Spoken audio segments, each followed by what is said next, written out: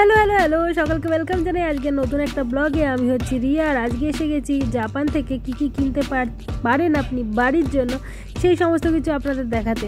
তো আমি কি কি কিনেছি সেগুলো তো শেয়ার করবোই, তার সাথে আনাসি আমার বাজারটা আপনাদের ভালো করে ঘুরিয়ে ঘুরিয়ে দেখাবো। তো যারা বাজার করতে ভালোবাসেন, কেনাকাটি করতে ভালোবাসেন, বিভিন্ন জিনিস ঘুরে ঘুরে দেখতে ভালোবাসেন, চলুন আজকে ভিডিওটায় তারাই সাথে থাকুন, দেখতে থাকুন। জাপানের কত নম্বর পর্ব আমি নিজেই ভুলে গেছি, দ্বিতীয় না তৃতীয় পর্ব। তো ইয়েস, ওয়েলকাম টু লিফি সিজন। বাঁশঝাড় দেখতে গেছিলাম আগের দিন, সেই ভিডিওটা আপনাদের সাথে শেয়ার করেইছি। সেই আরাশি আমার বাঁশঝাড় থেকে বেরিয়েই চলে গেছিলাম আমি দোকান। আর এখানে কিন্তু পর্যটকের মেলা, চারিদিকে বিভিন্ন দেশের মানুষ ঘুরে বেড়াচ্ছেন। জাপানিজ তো আছেই, আর তার সাথে জাপানিজদের মতোই দেখতে চাইনিজ, কোরিয়ান, থাইল্যান্ডের মানুষজন এরাও আছেন। আর এছাড়া ইউরোপীয় মানুষেরও কিন্তু অভাব নেই। যেদিন আমি গেছিলাম সেই দিনকে এখানে সম্ভাবনা ছিল সাইক্লোন আসার, মানে অ্যাকচুয়ালি সেই দিনকে নয়, তার আগের দিনই সম্ভাবনা ছিল। তো ফোরকাস্টে পরবর্তীকালে দেখায় যে সাইক্লোন ডাইলিউট হয়ে গেছে। তো আমাদের কিয়োটো শহরে অতটাও জোরে এসে এর প্রভাব পড়বে না, ওই মাঝে মাঝে বৃষ্টি হতে পারে নিম্নচাপের মতো। তো সেই কারণেই বুকে বল নিয়ে আমি একাই বেরিয়ে পড়েছি, হাতে একটা ছাতা আর আমার মানি ব্যাগটাকে সঙ্গে করে। হাতে মাত্র 3টে দিন সময়, তার মধ্যেই কিয়োটো আর আরেকটা শহর নারা ঘুরে দেখব। তো এখন কিয়োটোতে আরাশি আমায় আছি, আর সেখানে কি কি পাওয়া যাচ্ছে কেনার জন্য সেটা আপনাদেরকে ঘুরিয়ে ঘুরিয়ে দেখাই, আর তার সাথে গল্প করি যে আমার কেমন লাগছিল এই পুরো ব্যাপারটা। তো এই দেখুন, এটা একটা ছোট দোকানে ঢুকেছি, সেখানে আম দেখতে পেয়ে দাঁড়িয়ে গিয়েছিলাম। ওই প্লাস্টিকে মুড়ে আম বিক্রি হচ্ছে। ফ্রান্সে থাকা আমার মনটা ভালোই আনন্দে নেচে উঠেছিল আম দেখতে পেয়ে, কিন্তু দাম ভালোই বেশি, তাই আর আমি সেটা খাইনি। আর এদিক ওদিক করতে করতে দেখতে দেখতে যাচ্ছি কি কি খাবারের দোকান আছে, কি কি দেখতে পাওয়া যাচ্ছে, এই সমস্ত কিছু। এখানকার মানুষের প্যাকেজিং কিন্তু খুব সুন্দর। যে জিনিসটা আমার জাপানে সব থেকে ভালো লাগলো সেটা হলো খুব ক্ষুদ্র ক্ষুদ্র জিনিস, সেগুলোকে কি পরিপাটি করে বানিয়ে গুছিয়ে বিক্রি করছে। আর প্রত্যেকটা জিনিস খুব ছোট্ট হলেও দাম কিন্তু যথেষ্ট বেশি। জাপানের মুদ্রাকে জাপানিজ ইয়েন বলে, আর সেই ইয়েন কিন্তু ভ্যালুটা অনেকটাই কম। আমাদের 1 টাকার থেকেও 1 জাপানিজ ইয়েনের ভ্যালু কিন্তু কম। কিন্তু তা হলে কি হবে, প্রত্যেকটা জিনিসের দাম কিন্তু ইউরোপের মতোই, বা কখনো কখনো একটু কম বা বেশি, কিন্তু আমাদের ইন্ডিয়ার থেকে প্রত্যেক জিনিসের দাম যথেষ্ট বেশি। আর সেই কারণে প্রত্যেকটা জিনিস কিনতে গেলে আপনাকে 4000-5000 করে ইয়েন দিয়ে দিতে হচ্ছে। একটা ভালো মিল খেতে গেলেও আপনাকে 4-5 হাজার ইয়েন দিয়ে দিতে হচ্ছে, যার ভ্যালু ইন্ডিয়ান মুদ্রায় প্রায় 2-3 হাজার টাকা। প্রত্যেক হোটেলের সামনে এরকম সিনথেটিকভাবে জিনিসপত্র দিয়ে, মানে মোম টোম কী দিয়ে তৈরি করেছে জানি না, আর্টিফিশিয়ালভাবে খাবার বানিয়ে সাজিয়ে রাখা আছে। আর গরম বিশাল। তো এই দেখুন, বাবা তার ছেলেকে প্যারাম্বুলেটরে বসিয়ে হাওয়া খাচ্ছে। আমারও দেখে মনে হচ্ছিল বাবা ছেলে চলে গেলেই আমি ওই ফ্যানের সামনে দাঁড়িয়ে কিছুটা হাওয়া খেয়ে নেব।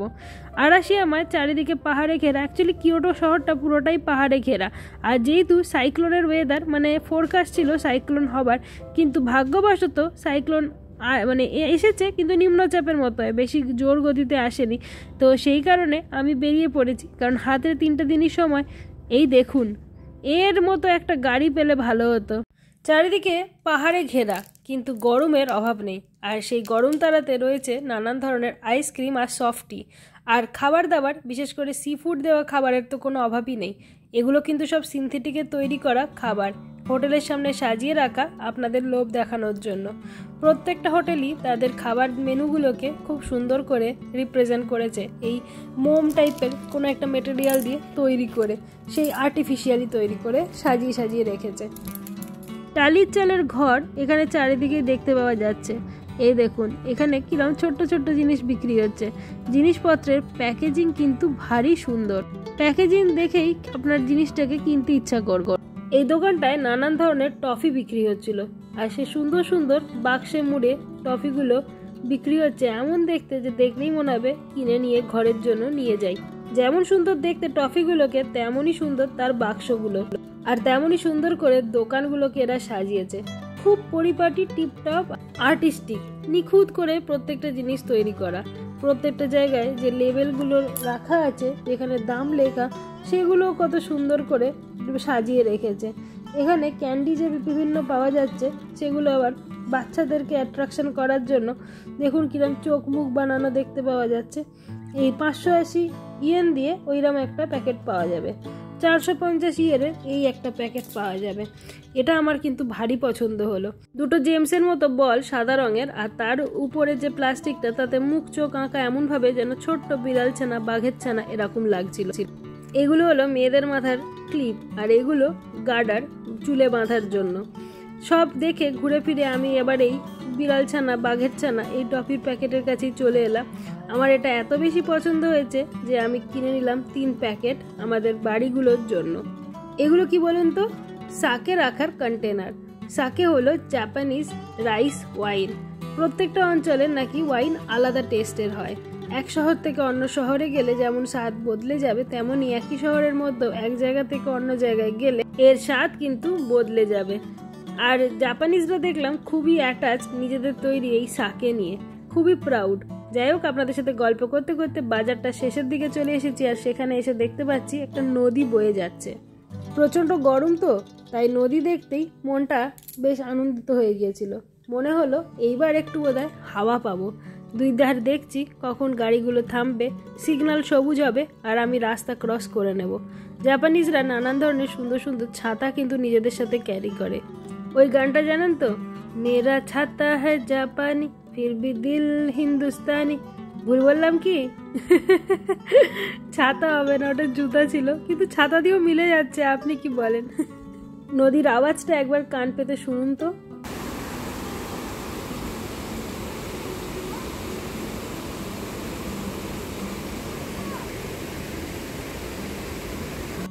নদীর জলের কিরকম আওয়াজ শুনতে পেলেন? এই যে আমি দাঁড়িয়ে আছি, প্রচণ্ড ঘাম হচ্ছে, আর নদীর ধারে এখানেই মনে হচ্ছে কিছুক্ষণ বসে থাকি। নদীর উপর দিয়ে কিছুটা হাওয়া আসছে, আর চারিদিকে পর্যটক তো ভর্তি আছে। নদীর ওপর একটা ব্রিজও আছে, তো চলুন আপনাদেরকে ঘুরিয়ে ঘুরিয়ে সেটাও দেখাই।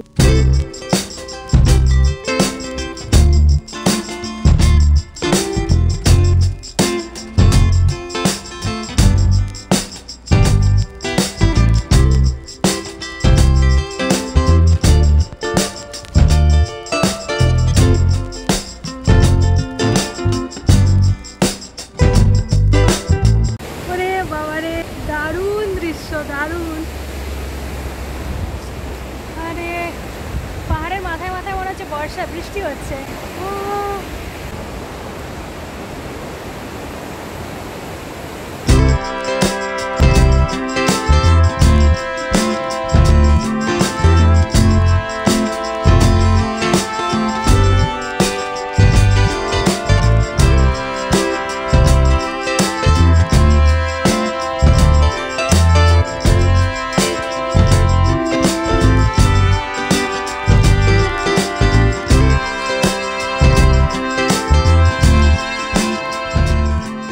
এনাকে দেখুন, কি ভাগ্য দেখতে পাচ্ছেন? 6খানা চাকা দেওয়া গাড়িতে চড়ে জিপ বার করে ঠেলা খেতে খেতে চলেছেন। তবে যা গরম, যদি আমিও জিপটা বার করে একটু হাঁপাতে পারতাম ভালোই লাগতো। তারপরে নদী ক্রস করতেই দেখি একটা দোকান, বৃষ্টি পড়তে ঢুকে পড়লাম সেই দোকানে। আর ঢুকে কীরকম সাউন্ড শুনতে পাচ্ছি দেখুন।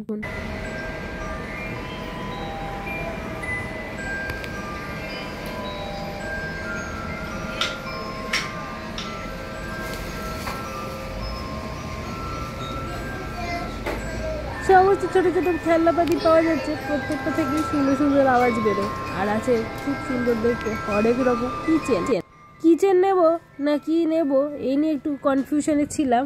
ভালো করে অবজার্ভ করছি আর ভাবছি যে কি নেওয়া যায়। এত সুন্দর লোকেশনে অবস্থিত এই দোকানটা, তেমন সুন্দর করে সাজিয়েছে। আরেকটা জিনিস, তেমন সুন্দর লাইটিংয়ের ব্যবস্থা। বাচ্চাগুলো ভাবছে কি নেবে। বাচ্চাদের এত সুন্দর খেলনা, এটা তো বাচ্চাকে খেলতেই দেওয়া যাবে না। আমার তো মনে হবে ঘরে সাজিয়ে রেখে দিই। এই দেখো নড়নড়ে দুটো কি করছে, কোনটা নেবে কোনটা নেবে না বুঝে পাচ্ছে না। কি কিউট না পুচকেটা। আর এই দেখো, এই ঘড়িগুলোর যদি একটা বাড়ি কাছে হতো আমি অবশ্যই কিনে নিয়ে চলে আসতাম। কি যে সুন্দর দেখতে। যাই দেখছি তাই তো মনে হচ্ছে এই দোকান থেকে কিনে নিই। কেন যে ঢুকলাম, ছায়া খেতে ঢুকে টাকা ফাঁক হয়ে যাবে। ফটো ফ্রেমটাও যে এত কিউট কি করে বানিয়েছে তাই ভাবছি। কাঠের তৈরি বেড়ালগুলো ফটো ফ্রেমের পিছন দিয়ে উঁকি মারছে। প্রত্যেকটা জিনিস লোভনীয়। সামনে সাজানো আছে থরে থরে পিয়ানো, আর প্রত্যেকটা পিয়ানোর ভিতর থেকে সুন্দর মিউজিক বাজছে। তার পিছনে আছে দুলের সম্ভার। এই দুলগুলো দেখে এই দেখুন আয়না দেখা যাচ্ছে কিভাবে আমি ভিডিও রেকর্ড করি। এই দুলটাকে দেখার পর আমি আর লোভ সামলাতে পারিনি। বিশ্বাস করুন, বহু চেষ্টা করেও এই দুলটার লোভ আমি সামলাতেই পারলাম না। 1100 ইয়েন মতো, মানে ওই 647 টাকা আর কি পড়েছে। যাই হোক, ঠিক আছে, 650 টাকার দুল এমন কিছু দাম না, নিয়েই নিলাম। সব দুলটা কিনলাম, কিনে বেরিয়ে পড়েই দেখছি এখানে মাংকি পার্ক আছে। তো মাংকি দেখতে যাব নাকি, এদিকে মনে মনে ভাবছি বাঁদর তো ঘরের কাছেই দেখতে পাওয়া যায়, মাঝে মাঝেই গাছে বাঁদর চলে আসে আমাদের পাড়ায়। তো তাই সেই বাঁদর দেখতে কি যাব না যাব না, কনফিউজ হয়ে একটুখানি এগিয়ে দেখছি, আরে বাঁদর দেখতে ঢোকার জুতে ভালোই টাকা নিচ্ছে। তো ভাড়াটা দেখে আমি এখন ভুলে গেছি কত টাকা ভাড়া বলছিল, ওই 1000 টাকা তো মতো হবেই, কিছু একটা ছিল। তো আমি আর বাঁদর দেখতে ঢুকিনি এই সন্ধ্যাবেলায়। আমি তার থেকে বরঞ্চ যাই, ঘরেই ফিরে যাই, ওখানে গিয়ে অন্য কি ঘুরতে পারা যায় সেটা ভাববো। এখনো সন্ধ্যা হয়নি, এখন দুপুরবেলায়, কিন্তু বিকাল হতে চললো। আর বিকাল হয়ে গেলে এখানে সমস্ত বেড়াতে যাওয়ার জিনিস জায়গাগুলো বন্ধ হয়ে যায়। সেই যে ব্রিজটা ক্রস করে আমি এসেছি, এত সুন্দর জায়গা, যদি পারতাম খানিকক্ষণ বসে থাকতে তাহলে ভালো লাগতো। তবে বসার মতো হাতে সময় নেই, 9 কিলোমিটার ট্রেনে করে ফিরতে হবে। আর তারপরে যদি একটু সময় পাই, আরও কিছু যদি দেখতে পাই, এই 1-2 দিনই তো সময়, এর মধ্যে বসে সময় নষ্ট করার মতো সময় নেই। দেখছেন কিরমভাবে পাখিগুলো একদিক থেকে অন্যদিকে উড়ে উড়ে যাচ্ছে। চলুন আর বকবক না করে পা চালাই, ফিরতে হবে। ব্রিজের উপরে আবার উঠে পড়েছি, আর এবার যাব আবার ট্রেন ধরতে। বুঝলেন, ট্রেন ধরতে পৌঁছতে পারেনি, রাস্তায় আবার দোকানগুলো আমার পথ আটকে দিয়েছে। আর সেই দোকানে হরেক রকম লোভনীয় জিনিস, প্রত্যেকটা জিনিসই যদি আমি ইন্ডিয়ান মুদ্রায় কনভার্ট করি, ওই ধরুন 500 টাকা থেকে 2-3 হাজার টাকার মধ্যে পেয়ে যাবেন হরেক রকমের গিফট আইটেম। নিজের ঘরে এসে সাজাতে চাইলে সে জিনিসও আপনি পাবেন। প্রত্যেকটা জিনিসই ইউনিক, আর এরকম কোনো জিনিস আমি আগে কখনো চোখে দেখিনি। চপস্টিক্স তো এত সুন্দর সুন্দর পাওয়া যাচ্ছে। জাপানি পাখা তো বিখ্যাত, এটা আগে থেকেই জানতাম যে পাখা এখানে খুব সুন্দর পাওয়া যায়, কিন্তু সে পাখা আমি আর কিনিনি। তবে প্রত্যেকটা জিনিস এতটাই লোভনীয় যে আপনি যদি এখানে আসেন, আর যদি আপনি মানে পকেটে একটুও টাকা নিয়ে আসেন, পুরোটাই খরচা হয়ে যাবে। অসম্ভব নিজের লোভকে কন্ট্রোল করা। খুচরো রাখার না কি রাখার, ছোট ছোট জিনিস রাখার, কি সুন্দর যে বটুয়া বিক্রি হচ্ছে। এই বটুয়াগুলো আমার খুবই লোভনীয় লাগছিল, কিন্তু কোনটা নেব আর কোনটা নেব না কিছুতেই বুঝে উঠতে পারছিলাম না। 880 ইয়েন করে, মানে ওই 400 টাকার মতো দাম, এমন কিছু দামও নয়। আর জাপানি রুমালগুলো দেখেছেন কি সুন্দর, ছোট ছোট কিউট কিউট এমব্রয়ডারি করে জাপানি মহিলা বানানো আছে। প্রায় 1500 টাকার দাম এই পাখাগুলো, আর থরে থরে এরকম 1001টা পাখা সাজানো আছে। এইটা আবার একটা খাবারের দোকান, যেখানে হ্যালো কিটি লাগানো বার্গার বিক্রি হচ্ছে, সেটা আপনি কিনে খেতে পারেন। আচ্ছা, কিটির মাথা খেতে আপনার বাজে লাগবে না। এখানে আবার পাওয়া যাচ্ছে দরজায় টাঙিয়ে রাখার বা ছাদে টাঙিয়ে রাখার ভীষণ সুন্দর সুন্দর বেশ কিছু ডেকোরেশন। ভুলেও যদি আপনি নতুন বাড়ি, ফ্ল্যাট কিছু একটা রেন্টে নিয়ে বা কেনার পরেই জাপান ঘুরতে আসেন, তাহলে হয়ে গেল, ওখানেই শেষ, আপনি শেষ। আপনার পকেট ফাঁকা হয়ে যাবে, লাগেজ এক্সট্রা হয়ে যাবে, আপনি এক্সট্রা টাকা দিয়েও বাড়ি নিয়ে যেতে চাইবেন, এত সুন্দর সুন্দর জিনিস পাওয়া যাচ্ছে। আপনার যদি একটু ইন্টেরিয়র ডেকোরেশন করার শখ থাকে, আপনি ওখানেই শেষ, জাস্ট শেষ। প্রত্যেকটা জিনিস যাই দেখছি আমি মনে হচ্ছে তুলে নিয়ে ঘরে চলে আসি। এত সুন্দর কিউট জিনিসপত্র, আর খুব ছোট থেকে বড় বিভিন্ন সাইজের জিনিস পাবেন, হরেক রকমের মানে জিনিস।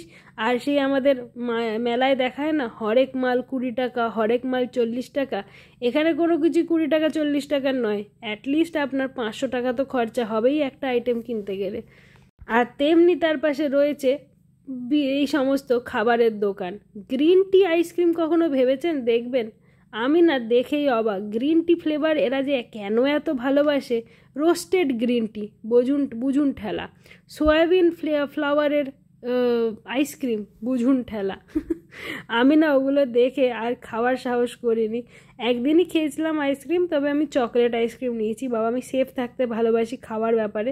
বেশি এক্সপেরিমেন্ট করতে গিয়ে লাস্টে ওই গ্রিন টি দিয়ে যদি তেঁতো লাগে চকলেট, কেমন লাগে কে জানে। এই দেখুন একটা কাঁচি, তার উপরেও কি সুন্দর করে পেন্টিং করেছে এরা। প্রত্যেকটা জিনিসের ফিনিশিংটা কিন্তু অসাধারণ। তবে একটা ছোট্ট জিনিসের দামও তো ভালোই নিচ্ছে বাবা। ওইরকম দাম দিলে আমাদের ইন্ডিয়ান কারিগররা খুব সুন্দর ফিনিশিং করে খুব ভালো করে দিয়ে দেবে, এর থেকে 3 গুণ জিনিস আপনাকে বেশি দেবে। এইটুকু একটা আয়না, কি ছোট ছোট জিনিস। ওটা কিন্তু আয়নার বাক্স নয়, টুথপিকের বাক্স। ভালো করে দেখেছেন? যদি না দেখেন আবার একটু 30 সেকেন্ড পিছিয়ে গিয়ে দেখুন, ভেতরে 5টা টুথপিক রাখা আছে। এটা লিপস্টিকের বাক্স। আমি ভাবছি এই কেসটায় মানুষ কি ঢোকাবে, রাবার বা পেন্সিল কল, এই দুটোই ঢুকেই তো পুরো ব্যাগটা ভর্তি হয়ে যাবে।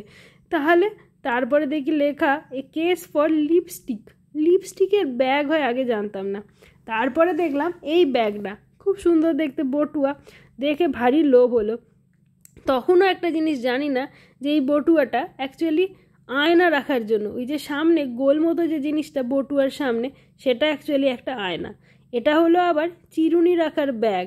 আর এই দেখুন এটা হলো আয়না। এই আয়নাটা একটু বড়। এই বটুয়াটা কিসের বটুয়া কে জানে, ভিতরে হয়তো দেখবেন ওরকমই আয়না চিরুনির মতো কিছু একটা বেরোবে। এখানকার মানুষ হ্যান্ড ব্যাগে ঝুলিয়ে রাখে নানান ধরনের জিনিস। তো এটা কিন্তু দুল। আর এটা হলো পেপার ওয়েট, জাপানি পুতুল বানানো পেপার ওয়েট। এগুলো হলো আরও নানান ধরনের লম্বা লম্বা পেপার ওয়েট, মাথার ক্লিপ, নানান ধরনের শোপিস। জিনিসের অভাব নেই, এবং প্রত্যেকটা জিনিসের কালার কম্বিনেশন এত সুন্দর আর প্যাকেজিং এত সুন্দর, দেখে আপনার লোভ হবেই।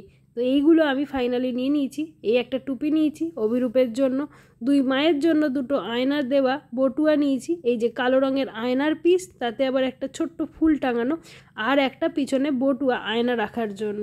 আর বাবাদের জন্য নিলাম পেপার ওয়েট। দিয়ে বেরিয়ে গেলাম দোকানের বাইরে। বেরিয়েও তো শান্তি নেই, সামনে দেখি আরেক দোকান, আর তাতে ঝুলছে খুব কিউট ব্যাগ। তো এটা দেখে এত লোভ হলো যে আমি আবার এই একটা আকাশি রঙের আর একটা লাল রঙের ব্যাগ কিনেই ফেললাম। এই একটা ব্যাগ ভাবছি বোনকে দেবো, আর একটা আমার নিজের জন্যই রাখবো। আর এইখানে উইন্ড চাইম ভর্তি। তো এই দুটো ব্যাগ আপনাদের যেরকম বললাম, একটা আকাশি আর একটা লাল, কিনে নিয়েছিলাম।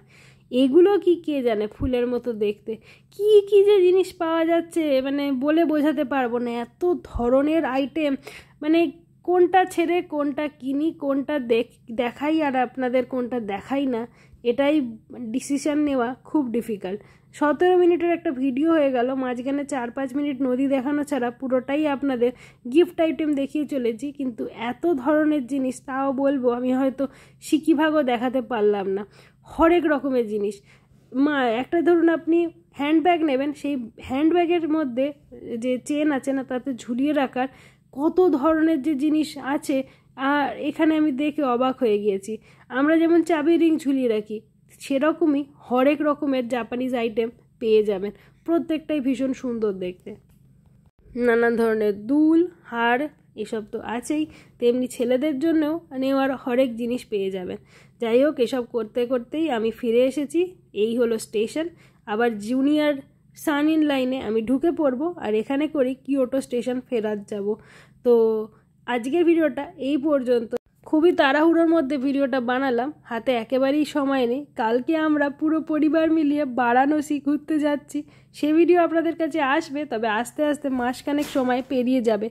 তাই জন্য এখন ভীষণ ব্যস্ত, যাই ব্যাগগুলো প্যাক করি। আর আপনারা জাপানের ভিডিও দেখে মন্তব্য করে জানান যে আপনি যদি এখানে আসতেন আপনার কি পকেট ফাঁকা হতো না হতো না। আমার তো সব মিলিয়ে প্রায় 3-4 হাজার টাকার গিফট আইটেম কেনা হয়ে গেছে। কিছু দেখালাম আর কিছু দেখাতে পারলাম না। টাটা, বিদায় নিয়ে দেখা হচ্ছে পরের ভিডিও। ও হ্যাঁ, ফেরার পথে তোজি টেম্পলটা বাইরে থেকে দেখে চলে এসেছিলাম। এই হলো তোজি টেম্পল। প্রথমে ভেবেছিলাম এর ভেতরে ঢুকবো, কিন্তু 5টা বাজতে 10 মিনিটে এসে পৌঁছোই, তো 5টায় এই টেম্পল বন্ধ হয়, সে কারণে আমি আর ঢুকিনি। আপনারা খেয়াল রাখবেন, এখানকার সমস্ত দর্শনীয় স্থানই কিন্তু 5টা 5:30টার মধ্যে বন্ধ হয়ে যায়। সেই মতো প্ল্যানিং করবেন, সকাল সকাল বেরিয়ে যাবেন আর বিকাল বিকাল ফিরে আসবেন। দেখা হচ্ছে খুব শীঘ্রই পরের ভিডিওতে। ভালো থাকুন, সুস্থ থাকুন, টাটা।